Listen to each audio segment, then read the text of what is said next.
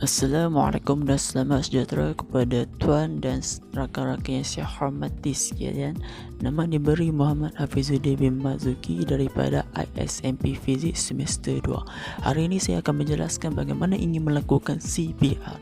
Sebelum tu, kita kena ketahui apa itu CPR. CPR atau nama panjangnya ialah Cardiopulmonary Resuscitation.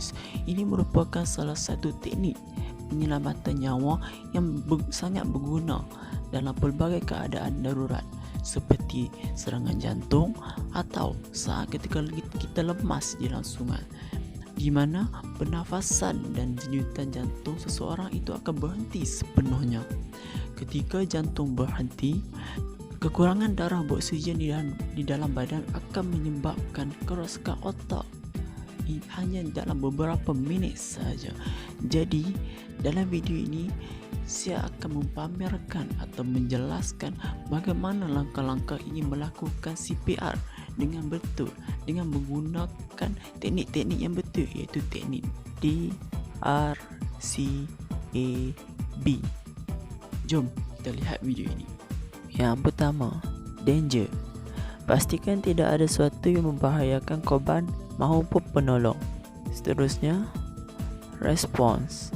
Mesti dilakukan dengan cara memanggil korban secara menampar muka atau bahu korban. Seterusnya, circulation.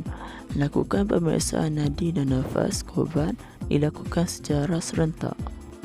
Jika mangsa dalam keadaan tiada nadi dan nafas, seterusnya gunakan berat bahagian atas tubuh anda dan tekan ke bawah pada dada mangsa sedalam sekurang-kurangnya 2 inci. Tekanan diberikan 30 kali dalam masa 16 ke 18 saat. Kemudiannya airways. Setelah itu, membuka ruang pernafasan mangsa. Pastikan tiada benda asing yang menyekat saluran pernafasan mangsa. Seterusnya, breathe. Berikan 2 hembusan dalam pada mangsa. Kemudiannya, kembali ke memberi tekanan.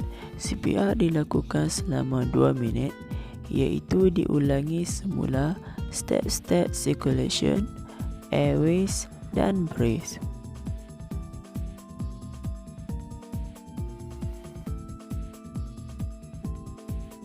Ketika saat memberi bantuan pernafasan, pastikan guna teknik head tilt chin lift. Jika sudah melakukan CPR selama 2 minit, lakukan pemeriksaan nadi dan nafas mangsa semula. Perkara yang perlu dilakukan setelah melakukan CPR ke atas mangsa. Yang pertama, jika mangsa ada nadi dan ada nafas, lakukan recovery positions. Yang kedua, jika mangsa ada nadi dan tiada nafas, lakukan breathing support. Yang ketiga, jika mangsa tiada nadi dan tiada nafas, lakukan CPR kembali. Persoalannya, sehingga bila CPR perlu dilakukan? Yang pertama, sehingga mangsa sedar dan ada respons. Yang kedua, sehingga bantuan datang. Dan yang ketiga, sehingga pembantu letih.